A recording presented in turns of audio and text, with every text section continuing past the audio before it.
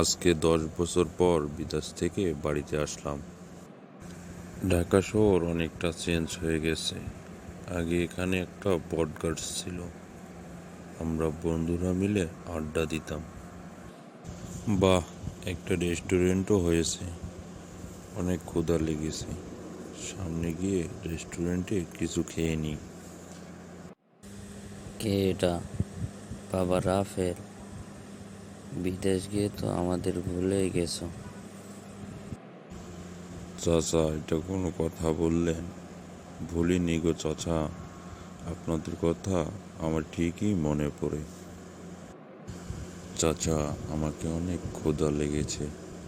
দাঁড়ায় দাঁড়ায় এখানে কথা না বলে চলেন একটু রেস্টুরেন্টে গিয়ে খাওয়া করে কথা বলি। তো তাই হোক বাবা, যেহেতু একথা বললে, চলো রেস্টুরেন্টে যাই, গিয়ে কিছু খাওয়া করে ভালো মন্দ কথা বলি। অসাধারণ টেস্ট! এই ভাত আর মাছের যা টেস্ট আমি বিগত 10 বছর ধরে মিস করেছি। বাবা এখন তো এসেই গেছো, এখন প্রতিনিয়ত খেতে পারবে। তো বাবা রাফেল, এখন কি আবারও বিদেশে চলে যাবে, নাকি এখানে থেকে যাবে বাড়িতেই?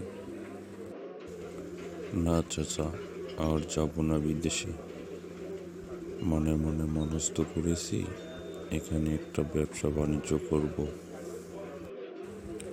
তবে ভালো একটা উদ্যোগ নিয়েছো বাবা, বিদেশে যাওয়ার দরকার নেই। তুমি একটা ভালো দেখে এখানে ব্যবসা প্রতিষ্ঠান করো, ইনশাআল্লাহ সফলতা আসবে। তো বাবা, আমি এখন আসি, তুমি থাকো বাড়িতে, আমার কিছু কাজ রয়েছে, সেগুলো বাসায় গিয়ে করতে হবে। My YouTube challenge, subscribe now.